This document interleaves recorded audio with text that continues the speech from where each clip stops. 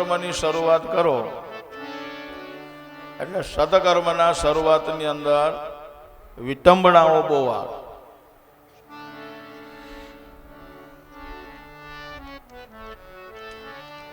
એમાં મોજા બહુ આવે,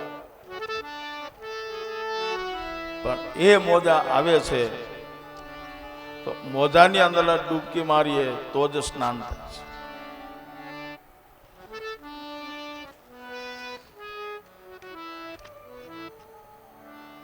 કારણ કે આ સંસાર એટલે એક સાગર છે,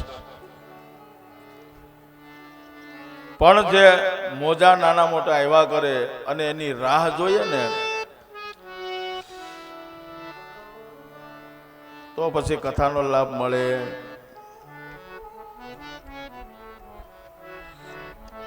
મોજા આવવા છતાં પણ જો એમાં ડૂબકી મારી લ્યો તો જ સ્નાન થાય, બાકી થતું.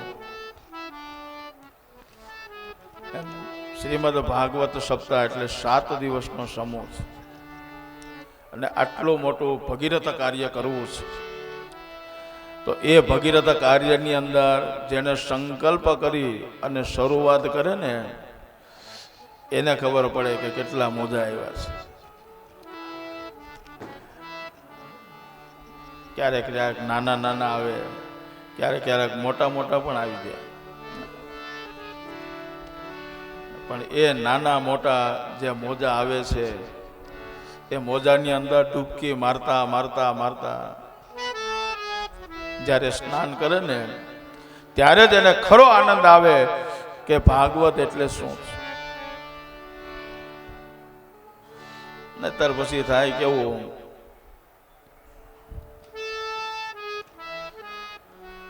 કે બધા વખાણ કરે કે દ્વારકા બહુ સારું છે, આહા શું એની ભવ્યતા છે. દ્વારકાધીશનું મંદિર રોજની આટલી ધજાઓ ચડે, એટલો એટલો જય જયકાર થાય, એટલા ભક્તો આવે ભગવાનને પગે લાગે. આમ જે દ્વારકા ગયા હોય ને ભગવાનના દર્શન કરી આવે બધું થઈ આવે, પછી આવે એટલે ઘરે આવીને એટલે દર્શન ને કર્યા હોય એટલે એને આનંદ જ હોય છે. આનંદ હોય એટલે જયારે બહેનો અને ભાઈઓ બધા ભેગા થયા હોય એટલે બેઠા હોય તો બેઠા બેઠા બધા વાતો કરે કે તમે ક્યારે દ્વારકા ગયા? તો કે ના ભાઈ હજી અમે તો ક્યારે દ્વારકા ગયા. આહા, તો તમારું જીવનમાં હું એક વખત લાવો લેવા જાય. ઈ દ્વારકાધીશનું મંદિર અને ઈ ગોમતીજી, અને ગોમતીજીમાં સ્નાન કરી અને 56 પગથિયા ચડો અને ઈ દ્વારકાધીશના દર્શન કરો, ધન્ય ધન્ય થઈ જાય. આમ એક વખત, 2 વખત, 3 વખત વાત કરે એટલે મગનભાઈ તો કોઈ દી ગયા નહોતા. એટલે આમ વાતો કરતા કરતા મગનભાઈને એક વખત ભૂરી ચડી કે લાઈને આ બધા બહુ દ્વારકાના વખાણ કરે છે તો લાઈને હું એક વખત દ્વારકા જઈ આવું. આ બધા કહે છે તો જોઈ આવું તો ખરા, દર્શન કરી આવું. એટલે પછી મગનભાઈ તો ઉપડ્યા દ્વારકા. દ્વારકા ઉતરા, આખી રાત પસાર કરી અને એમાં ગોમતીનું સ્નાન એટલે શ્રેષ્ઠ અને ઉત્તમ બતાવ્યું છે કે ગોમતીના બધા બહુ વખાણ કરે છે તો લાવ ગોમતીજીમાં સ્નાન કરી લો.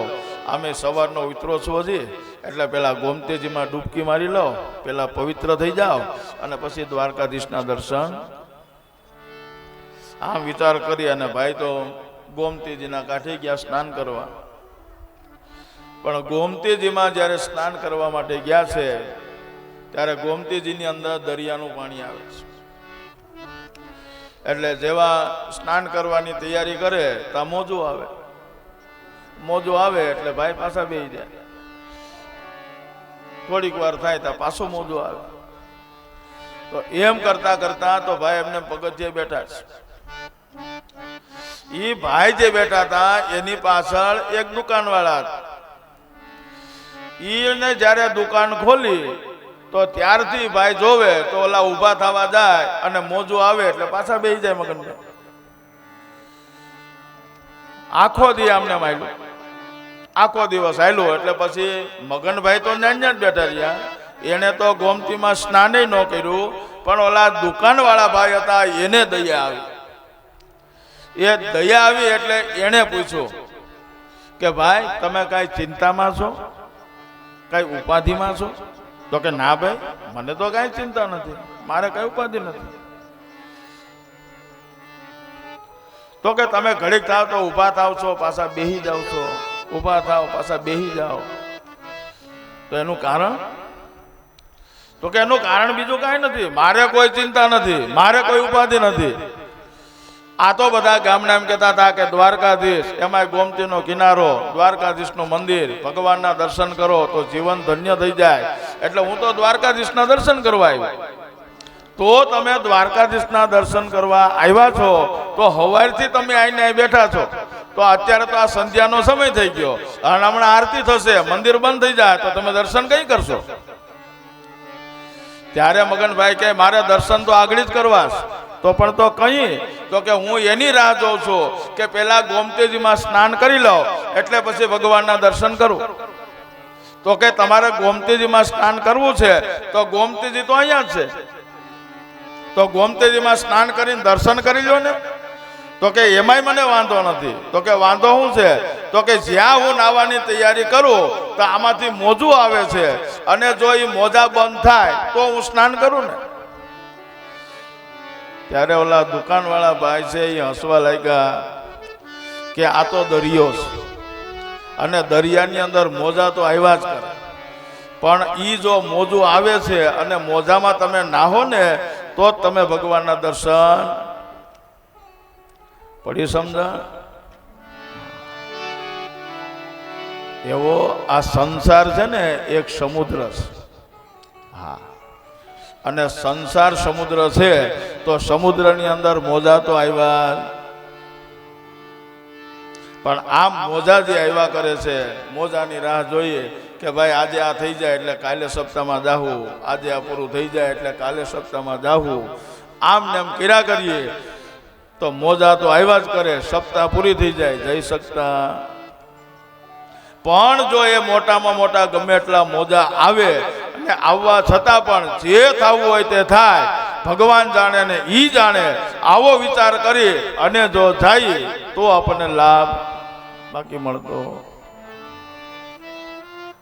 તો આવું ભગીરથ કાર્ય ગંગા નદીના કિનારા ઉપર ભાગવતની અંદર આટલું એનું મહત્વ બતાવ્યું છે. તો આવા સંસાર રૂપી સાગરની અંદર મોજાઓ આવતા રહેશે, પણ એ મોજાઓની અંદર આવતાની સાથે સ્નાન કરતા કરતા પણ આપણે શ્રીમદ ભાગવતની અંદર પ્રવેશ કરીએ. તો એવા શ્રીમદ ભાગવતની અંદર શ્રુત પુરાણીને શૌનકાદિક ઋષિ મુનિઓએ જે પ્રશ્નો કર્યા છે એવા જ પ્રશ્નોની અંદર પુણ્યનો ઉદય થાય ત્યારે જ ભાગવત સાંભળવા મળે છે.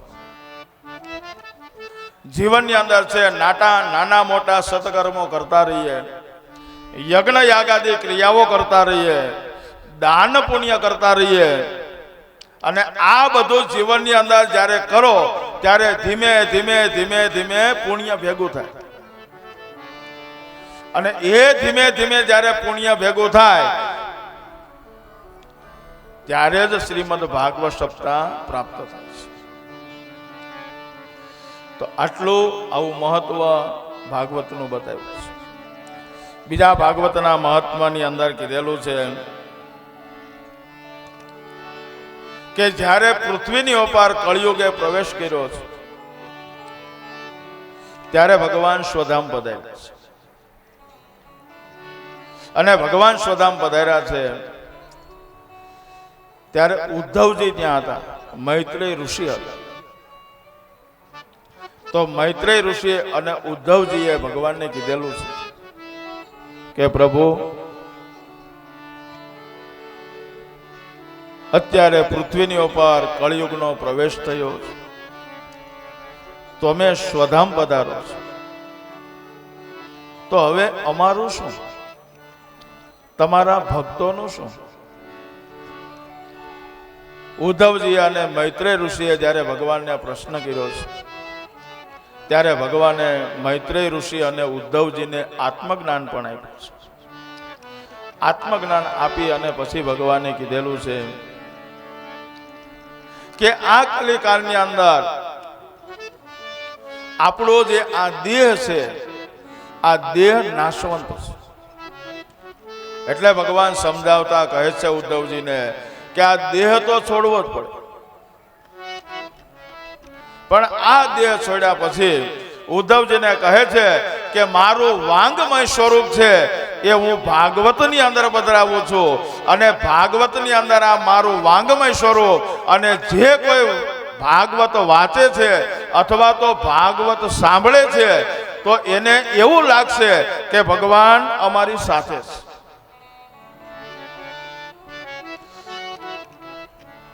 કે ભગવાન અમારી સાથે જ છે, આવો ભાસ થશે. અને અત્યારે પણ જો આપણે તો એમ સાંભળીએ ને કે ભાગવત સપ્તાહ છે એટલે અંતરાત્મા ખુલી જાય, એટલો આનંદ આવે.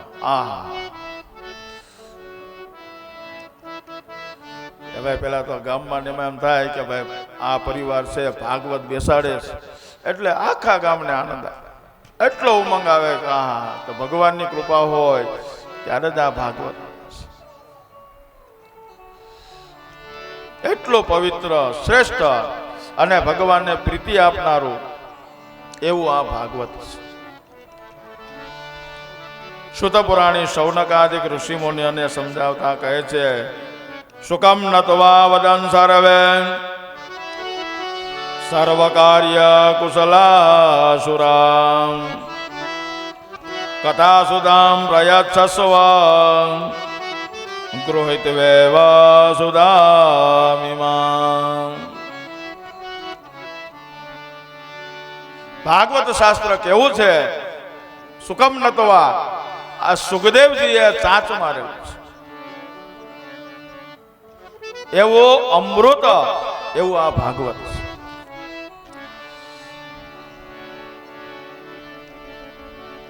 પ્રીતિ આપનાર છે. અને આપણને ખબર છે કે કેરીની આંબાની અંદર એટલી બધી કેરીઓ હોય છે, પણ એ કેરીને જે શુક એટલે પોપટ, આ કેરીને પોપટ જે જેને આ ચાંચ મારેલી છે એ કેરી મીઠી જ હોય છે, એને આપણે હાક કહીએ, અને એ કેરી છે એ મીઠી જ હોય છે.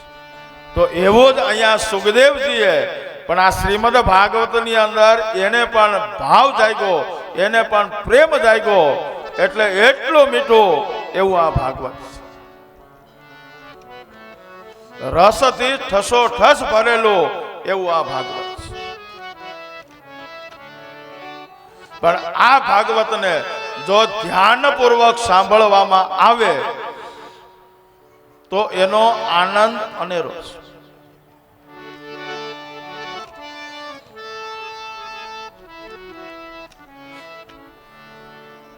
શેરડી છે તો શેરડીને મૂળથી માંડી અને આગરા સુધી એમાં રસ ભરેલો છે, પણ એ શેરડીને ખાલી જોવાથી એ રસનો સ્વાદ આવે,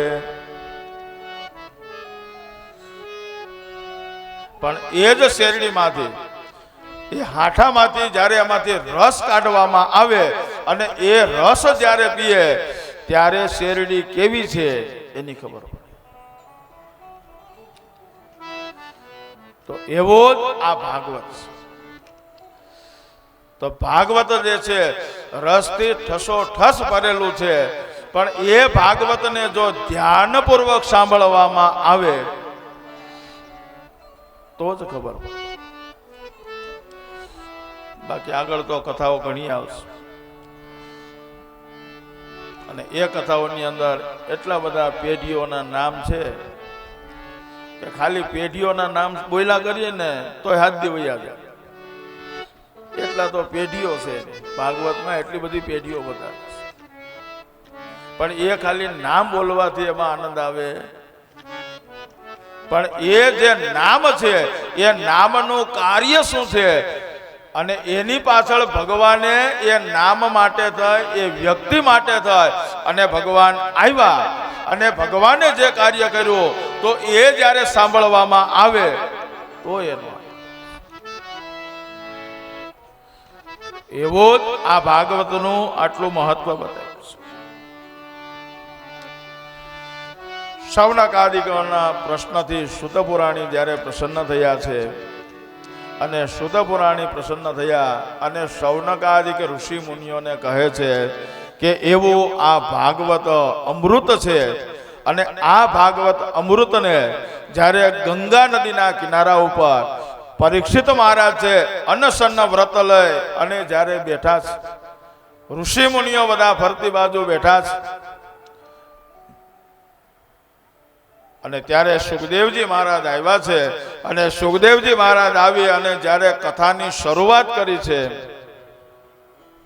તો કથાની શરૂઆતની અંદર જ દેવતાઓ હતા, એ દેવતાઓ અમૃત લઈ અને આવ્યા છે. દેવતાઓ અમૃત લઈ અને આવ્યા છે અને સુખદેવજી મહારાજને કહે છે કે આ અમૃત છે એ તમે પરીક્ષિતને આપો કે જે પીવાથી એ અજર અમર થશે, અને કથામૃત છે એ અમને આપો.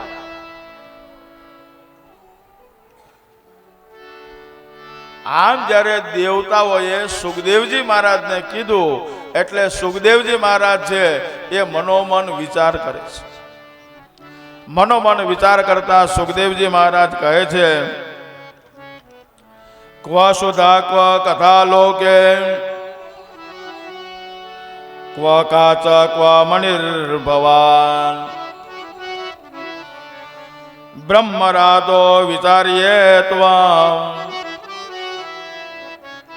તદા દેવાન જહાશ.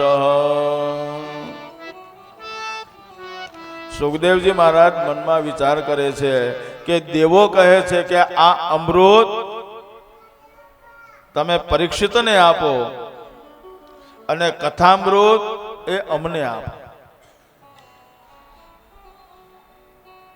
પણ શ્લોકની અંદર બતાવ્યું છે, શ્લોકમાં કીધેલું છે ક્વ સુધા ક્વ કથા લોકે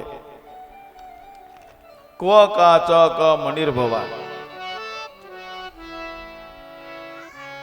સુખદેવજી મહારાજ મનમાં વિચાર કરે છે કે ક્યાં કાચ અને ક્યાં મણિ. કાચ અને મણિ જોવામાં બંને સરખા છે, બંને પારદર્શક, પણ આ કાચ અને મણિ આ બંનેને જ્યારે સાચો જે ઝવેરાત છે એ ઝવેરાત એની પાસે લઈ જવામાં આવે, જે એને પારખી શકે છે, આ પારખનાર પાસે જ્યારે આ લઈ જવામાં આવે ત્યારે એ કાચને છોડી દે છે અને મણિની કિંમત. એવું આ કથામૃત છે. આવો વિચાર કરી અને સુખદેવજી મહારાજ જે છે એ દેવોનો ઉપહાસ કર્યો, કારણ કે દેવો છે એ લાલચુ છે. સુખદેવજી મહારાજ કહે છે કે આવા દેવો લાલચુ થાય અને આવ્યા છે એટલે એને કથા નથી આપી.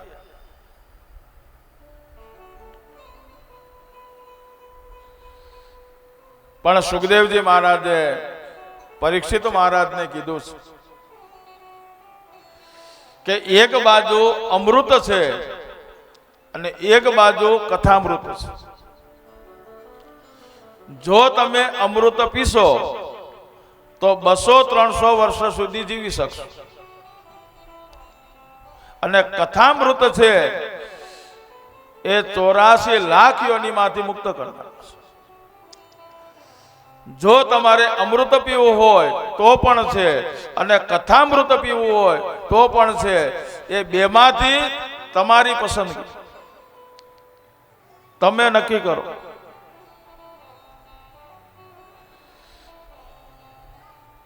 આમ જ્યારે સુખદેવજી મહારાજે કીધું એટલે પરીક્ષિત મહારાજ છે એ વિચાર કરે છે. પરીક્ષિત મહારાજ કહે કે કથા તું અમૃત પીશ કે 100, 200 કે 300 વર્ષો સુધી હું જીવી શકીશ. કદાચ સર્પદંશ થશે પણ મૃત્યુ નહીં થાય. પણ આ અમૃતથી મને આ બધું સુખ સગવડ બધી મળશે, પણ આ અંતે તો આ શરીર છોડવું જ પડશે. અને બીજું કે આ જન્મની અંદર આવી જે મને તક મળી છે, તો કે કેવી તક? તો એક તો સુખદેવજી મહારાજ જેવા વક્તાઓ મળ્યા છે, ગંગા નદીનો આવો પવિત્ર કિનારો છે, અને આટલા બધા ઋષિ મુનિઓનો સમૂહ છે.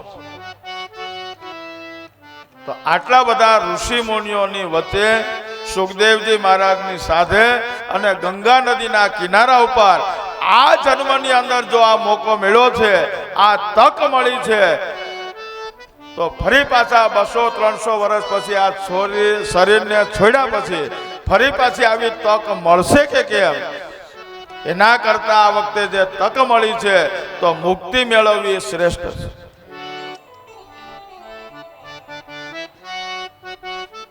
તે સુખદેવજી મહારાજે અને પરીક્ષિત મહારાજ સુખદેવજી મહારાજને કહે છે કે મારે અમૃત પીવું નથી, મારે તો કથામૃત પીવું. આમ જ્યારે પરીક્ષિત મહારાજે કથા માગી છે અને કથા રૂપી અમૃત પીવાની ઈચ્છા કરી, એટલે સુખદેવજી મહારાજે છે એને અધિકારી જાણ્યા છે કે આ કથા માટેના અધિકારી છે. અને કથા માટેના અધિકારી જાણી અને સુખદેવજી મહારાજે 7 દિવસની અંદર પરીક્ષિત મહારાજને કથા સંભળાવી, અને એ જ કથાથી પરીક્ષિત મહારાજનો મોક્ષ થયો છે. અને આ મોક્ષની વાત જ્યારે બ્રહ્મલોકની અંદર થઈ, એટલે બ્રહ્માજીએ છે બધા શાસ્ત્રો, વેદ અને પુરાણો આ બધું ભેગું કરી અને એક પલ્લાની અંદર મૂક્યું, અને એક પલ્લાની અંદર ભાગવતજી મૂક્યું છે. અને જેવું ભાગવતજી મૂક્યું એટલે એનું પલ્લું ભારે થયું છે. એટલે બધા જ શાસ્ત્રોનો સાર એટલે શ્રીમદ ભાગવત શ્રેષ્ઠ અને ઉત્તમ છે. આવું આ ભાગવતનું મહાત્મ્ય છે. અને આવા આ ભાગવતના મહાત્મ્યની અંદર સુખદેવજી મહારાજે પરીક્ષિત મહારાજને સંભળાવવાથી અને મુક્તિની પ્રાપ્તિ થઈ છે.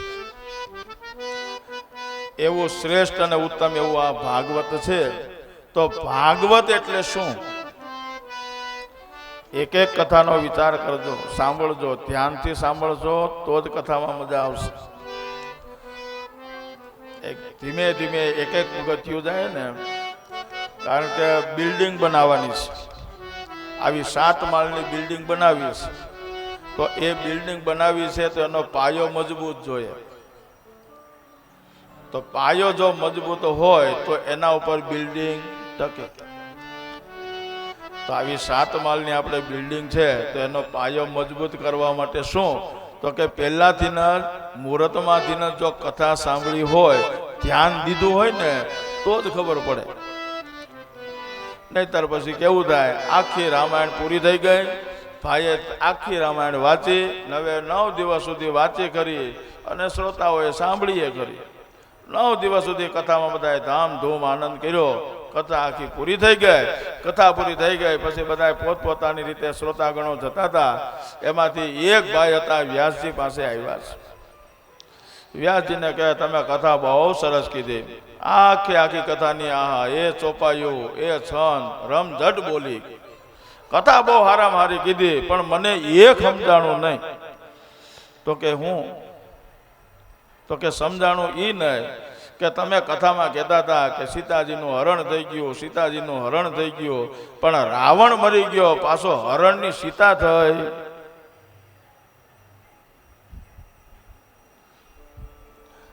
પછી કથામાં આવું થાય,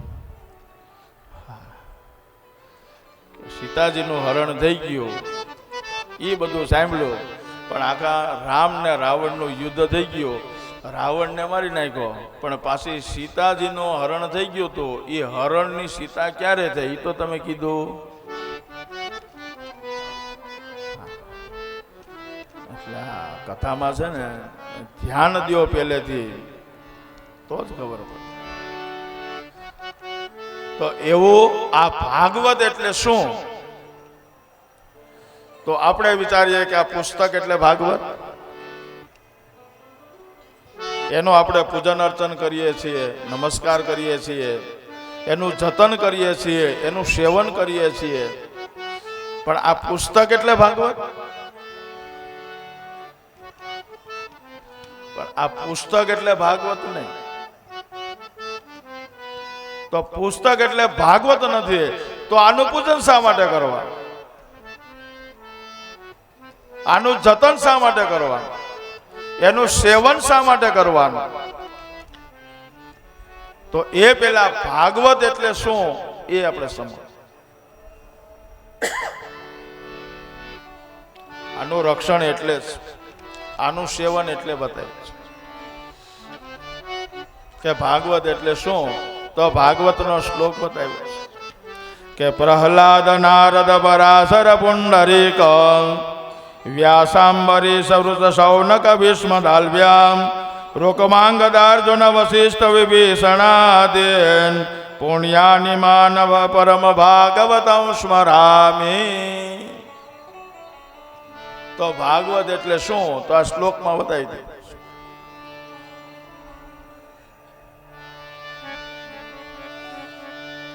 કે ભાગવતનું રક્ષણ શા માટે કરવું, એનું સેવન શા માટે કરવું, એનું ધ્યાન રાખવું.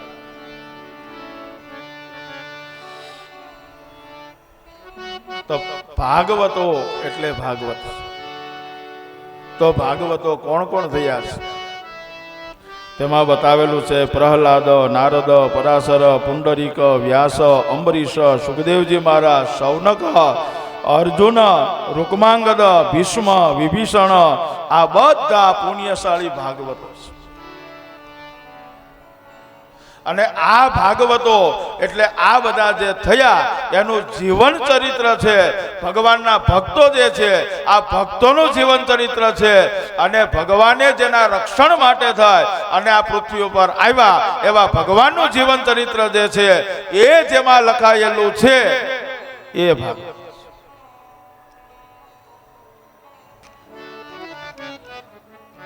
એટલે ભાગવતનું રક્ષણ અને સેવન બતાવે. પુસ્તકનું ધ્યાન રાખવું એટલે આ પરમ ભાગવતોનું ધ્યાન રાખવું.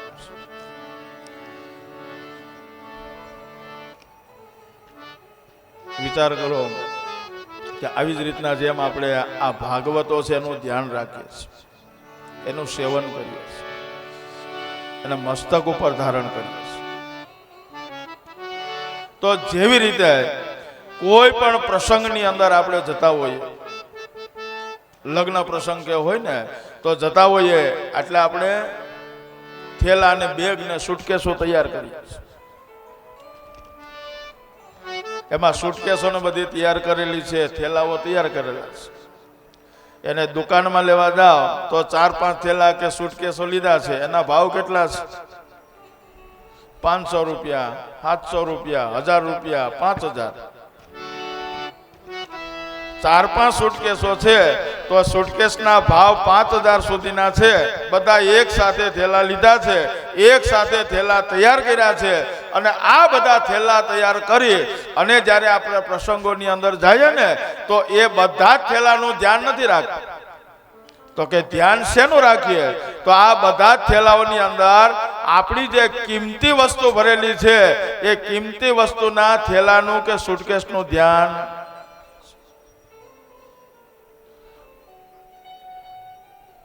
બાકી તો લીધા છે બધા 500-1000 રૂપિયાના કે 5000ના, પણ બધી સુટકેસોમાં ધ્યાન કરતા ધ્યાન શેનું રાખીએ? કે જેમાં આપણી કિંમતી વસ્તુ ભરેલી છે એમાં.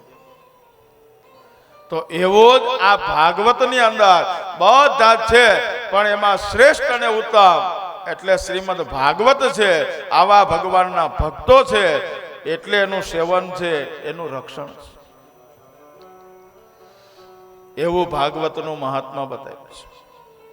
આવા ભાગવતના મહાત્મ્યની અંદર શુદ્ધ પુરાણી હતા સૌનકાદિક ઋષિ મુનિઓને કહે છે કે આ ભાગવત સાંભળવા માટે પણ નારદ મુનિ હતા. એ નારદ મુનિ પણ સૌનકોને કહ્યું છે એટલે શ્રીમદ ભાગવત સાંભળ્યું છે. એટલે સૌનકાદિક ઋષિ મુનિઓ કહે છે કે નારદજી તો એક જગ્યા ઉપર ગાય દોવાય એટલી વાર પણ ઊભા નથી રહી શકતા, તો એને 7 દિવસ કેમ બેઠા અને ભાગવત કેવી રીતના સાંભળ્યું એ અમને કહો.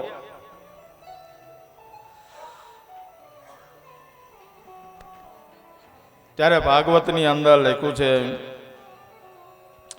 એકદાહિ વિશાલાયામ ચત્વાર ઋષયો મલા સત્સંગાર્થમ સમાયાતા દદ્રશોસ્તત્ર નારદ. એકદા વિશાલાયા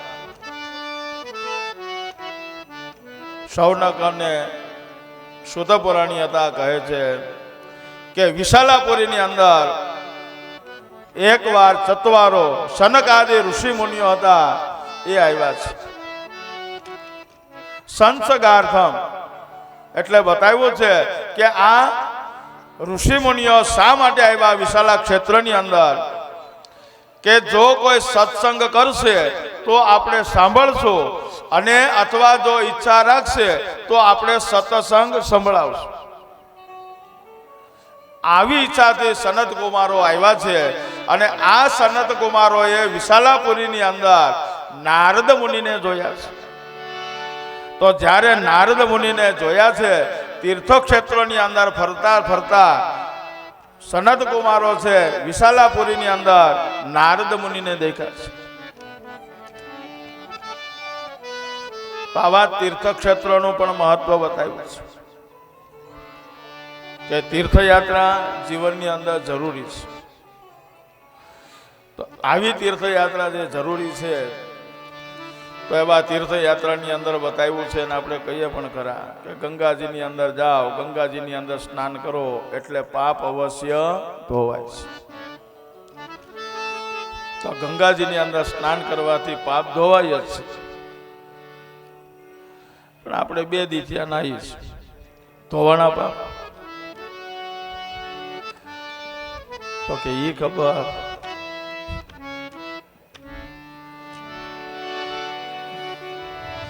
એટલે તો તીર્થયાત્રા છે. પાપ ધોવા માટે તીર્થયાત્રા છે.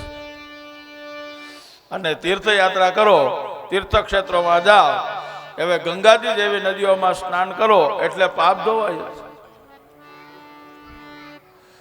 પણ પાપ ધોવાના કે કેમ એ આપણે શંકા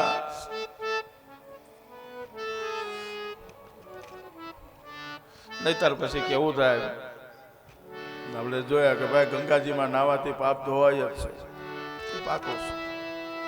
એમ આ વિશાલાપુરીની અંદર સનદ કુમારો છે એ સનદ કુમારોએ નારદ મુનિને જોયા છે એટલે નારદ મુનિ આ તીર્થયાત્રાનું જ બતાવ્યું છે કે નારદ મુનિ કહે છે કે હું બધા તીર્થોની અંદર ગયો હતો પણ એ બધા તીર્થોની અંદર જોયું તો અત્યારે બધા ભય અને ચિંતાથી યુક્ત છે. બધા જ કળિયુગથી ઘેરાયેલા છે. અને આપને ખબર છે જેને છે એને વધારે ભય છે અને જેને નથી એને મેળવવાની ચિંતા છે. હોય એને ઊંઘ આવતી નથી, એને ટીકડી લેવી પડે છે. ત્યારે માંડ ઊંઘ આવે છે. નથી એ શાંતિથી હોઈ જાય છે કે આજનું થઈ ગયું, કાલનું ને બધું ભગવાન ઉપર છોડે. પણ આવા તીર્થોક્ષેત્રની અંદર પણ ગયો પણ તીર્થક્ષેત્રમાં પણ આ જ પરિસ્થિતિ છે. આવી જ પરિસ્થિતિની અંદર તીર્થયાત્રાઓ બતાવ્યું છે. જોઈએ આપણે ભગવાનના મંદિર અંદર એટલી બધી ભીડ હોય, ભગવાનના દર્શન કરવા માટે એટલી બધી ભીડ હોય કે ક્યારે દરવાજા ખુલે, ક્યારે દર્શન કરીએ, ક્યારે દરવાજા ખુલે, ક્યારે દર્શન કરીએ. આ આમ ભક્તોને ભગવાનના દર્શનની એટલી બધી આતુરતા હોય, પણ જ્યારે ગર્ભગૃહની અંદર ભગવાન બેઠો હોય, એ ગર્ભગૃહની અંદર ભગવાન બેઠો બેઠો વિચાર કરશે કે હમણાં જેવા દરવાજા ખુલશે, મને આની ભય છે, મને આની ચિંતા છે, મારે સંતાન જોઈએ, મારે પૈસો જોઈએ, મારે નોકરી જોઈએ, મારે છોકરી,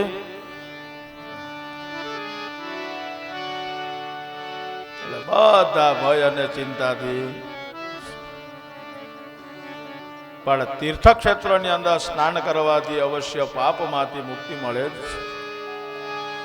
આમ જ્યારે કથાઓની અંદર ઘણી વખતે આવે છે, એવું શિવ અને પાર્વતી છે. શિવ અને પાર્વતી બેઠા બેઠા જ્યારે વિચાર વિમર્શ કરતા હતા, ત્યારે શિવજીએ પણ કીધેલું છે કે તીર્થયાત્રા કરવાથી, ગંગાદી જેવી મહાન નદીઓની અંદર સ્નાન કરવાથી બધા જ પાપોમાંથી મુક્તિ મળે છે. આમ ભગવાન શિવજીએ કીધું એટલે પાર્વતી માતાએ કીધું કે એ તો તમે કહો છો, પણ પાપમાંથી મુક્તિ મળે? તો કે હા, પાપમાંથી મુક્તિ મળે જ છે. તો એની ખબર કેમ પડે? એટલે શિવ અને પાર્વતી ત્યાં પરીક્ષા કરવા માટે થઈ અને પૃથ્વી ઉપર આવ્યા છે. પૃથ્વી ઉપર આવી અને શિવજી અને પાર્વતી માતા ગોર બાપા અને ગોરાણી માનું સ્વરૂપ લીધું છે. શિવજી હતા એ ગંગા નદીથી થોડેક દૂર કાદવની અંદર બેસી ગયા છે, અને મા પાર્વતી ત્યાં બાજુમાં બેઠા છે. મા પાર્વતી ત્યાં બેઠા છે. ગંગા નદીના અંદર સ્નાન કરવા માટે હજારો ભક્તો આવે છે. ભક્તો આવે, સ્નાન કરે, સવારથી માંડી હે ગંગા મૈયા અમારા બધા પાપોને ધોજો, ડૂબકી મારીને નીકળે. એટલે મા પાર્વતી કહે છે કે તમે ગંગાજીમાં સ્નાન કર્યું? તો કે હા, સ્નાન કર્યું. તો તમારા પાપ ધોવાના? તો કે હા, પાપ ધોવાના છે.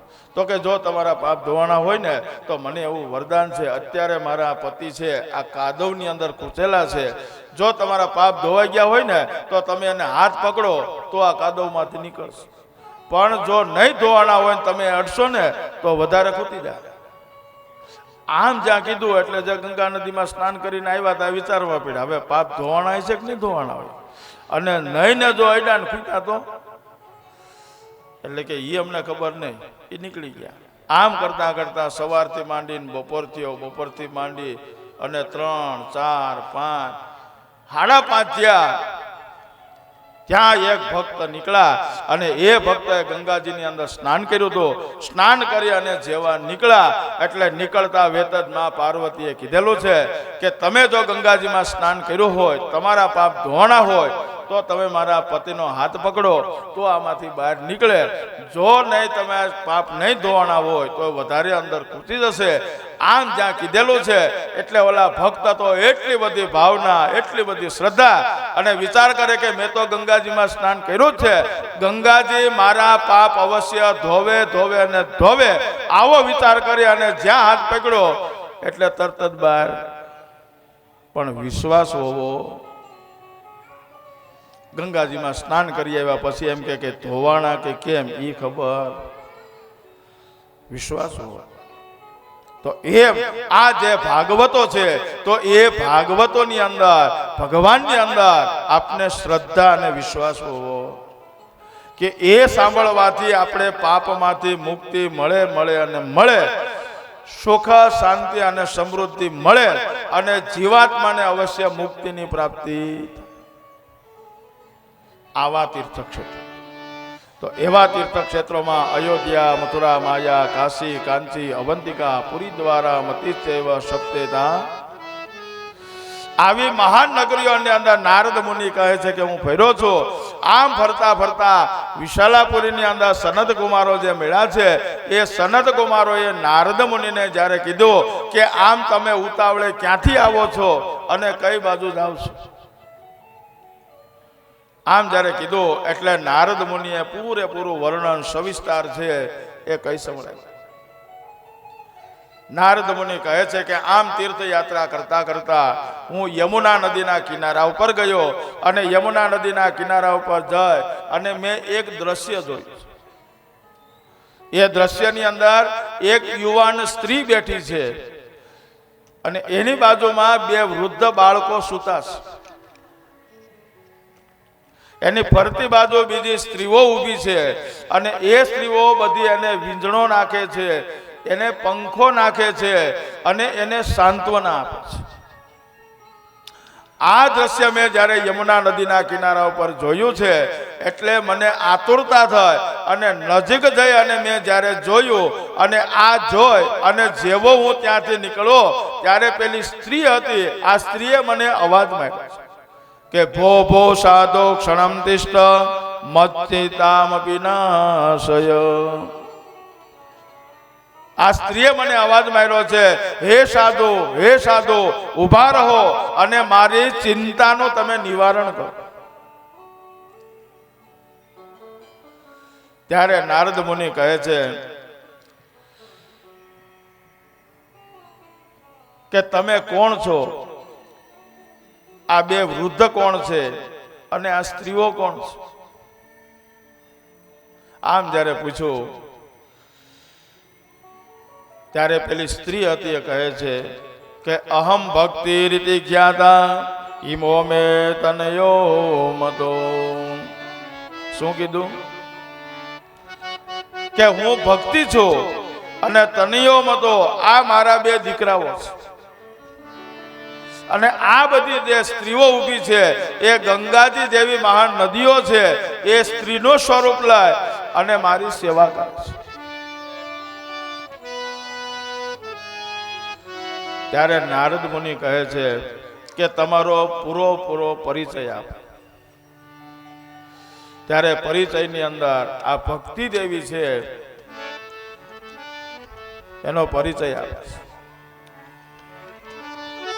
ઉત્પન્નો દ્રવિડો શાહમ વૃદ્ધિમ કર્ણાટકમ ગતા ક્વચિન ક્વચિન મહારાષ્ટ્રે ગુર્જરે જીર્ણતામ ગતા. ભક્તિ દેવી કહે છે કે મારો જન્મ દ્રવિડ દેશની અંદર મારો જન્મ થયો છે. કર્ણાટકની અંદર હું વૃદ્ધિ પામી છું. મહારાષ્ટ્રની અંદર ક્યાંક ક્યાંક દેખાવા લાગી. ગુજરાતની અંદર આવી તો ફરી પાછી વૃદ્ધાવસ્થા.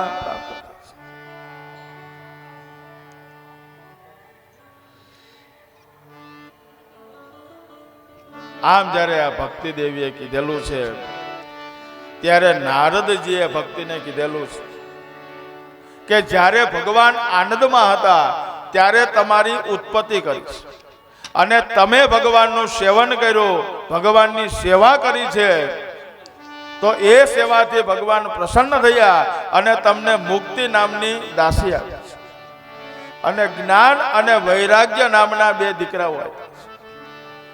આમ નારદજીએ જ્યારે આખો પરિચય આપ્યો છે એટલે ભક્તિ દેવી હતા એ નારદ મુનિને કહે છે કે તમે મારા ઉપર ઘણો જ ઉપકાર કર્યો છે, પણ આ મુક્તિ છે એ કળિયુગ આવતાની સાથે મુક્તિ વિદાય થઈ છે. પણ ભક્તિ દેવીને નારદ મુનિએ જીવન ચરિત્ર બતાવ્યું એટલે ભક્તિ દેવી હતા એ નારદ મુનિને કહે છે કે મારા જે આ બે બાળકો છે આ બાળકોને તમે જગાડો. ત્યારે નારદ મુનિએ જ્ઞાન અને વૈરાગ્યને જગાડવા માટે થઈ શંખનાદો પણ કર્યા છે, ધર્મશાસ્ત્ર અને વેદ પુરાણો પણ સંભળાવ્યા છે, ઘણા શ્લોકો બોલ્યા અને અથાગ મહેનતે જે આ જ્ઞાન અને વૈરાગ્ય હતા જાગ્યા છે. તો જાગતાની સાથે થોડીક વાર આમ તેમ જોયું, ફરી પાછા બગાસા ખાય અને બંને જણા પડી ગયા.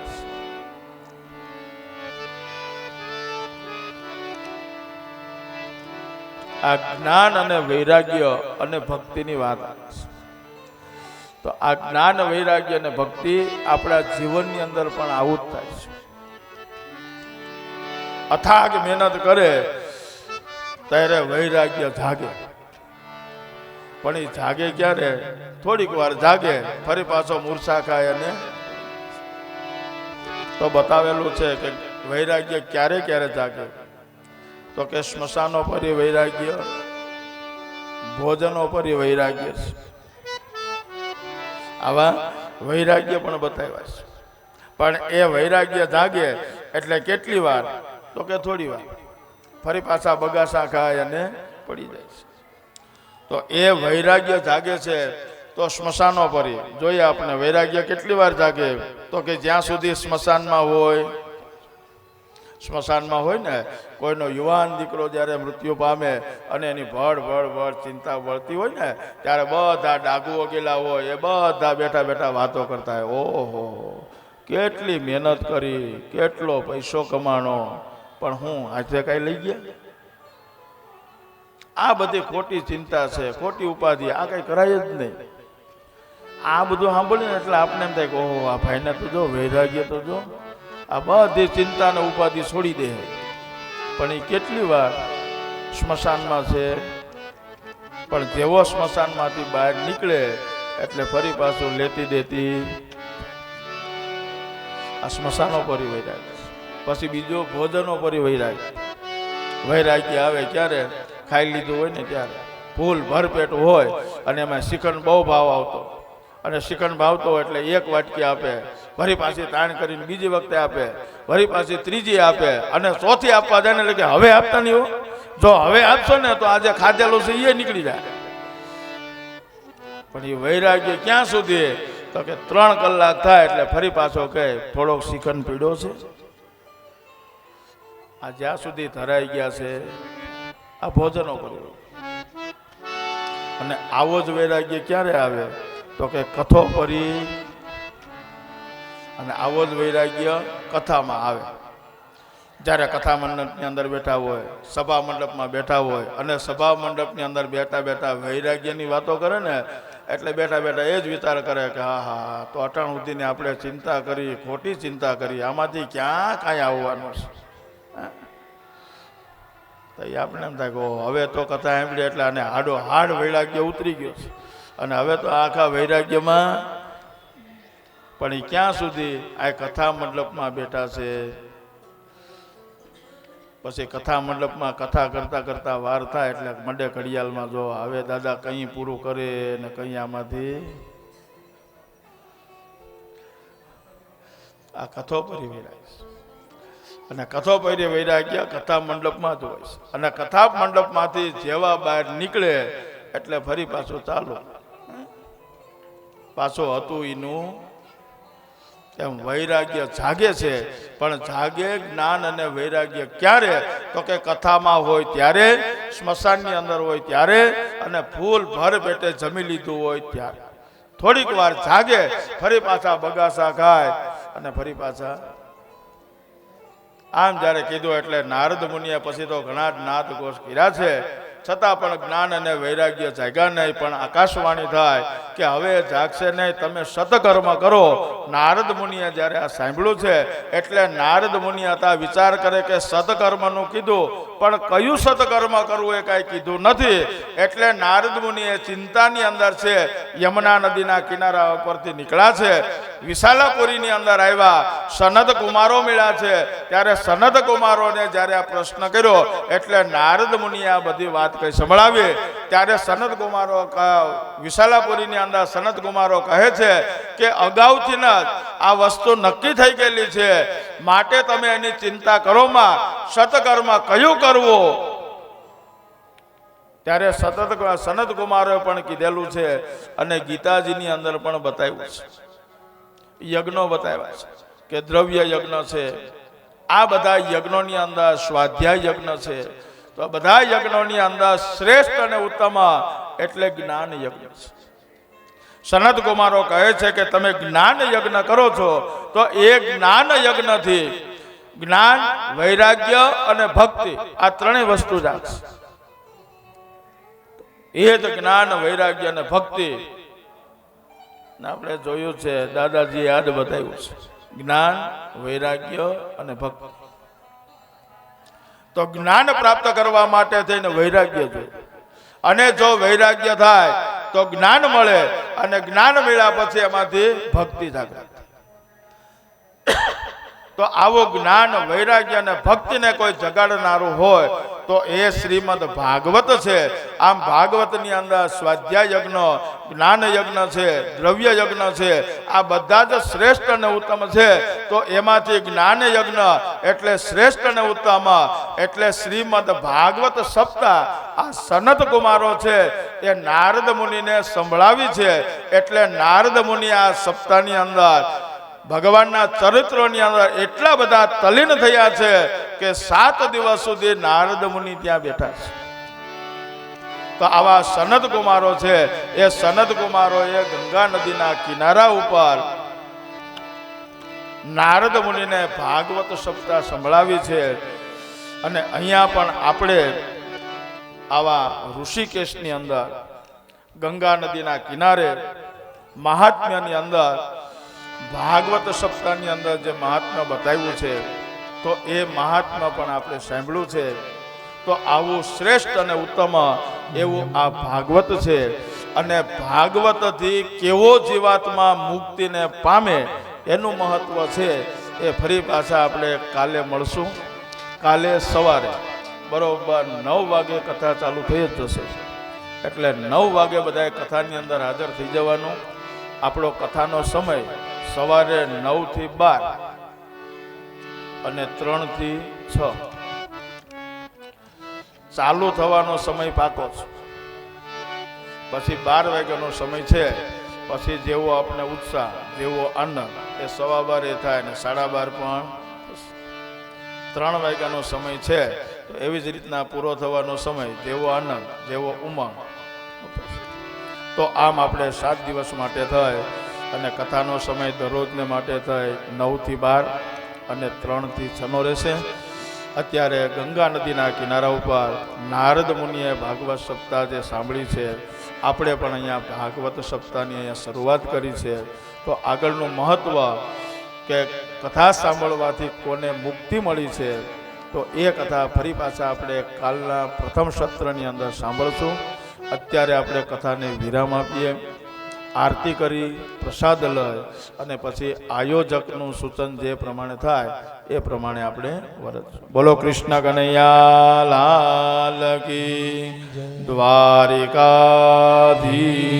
કી જય, ગિરિરાજ ધરણ કી જય, ગંગે માત કી જય, કુલદેવી માત કી જય. ઓમ નમઃ પાર્વતી પતયે.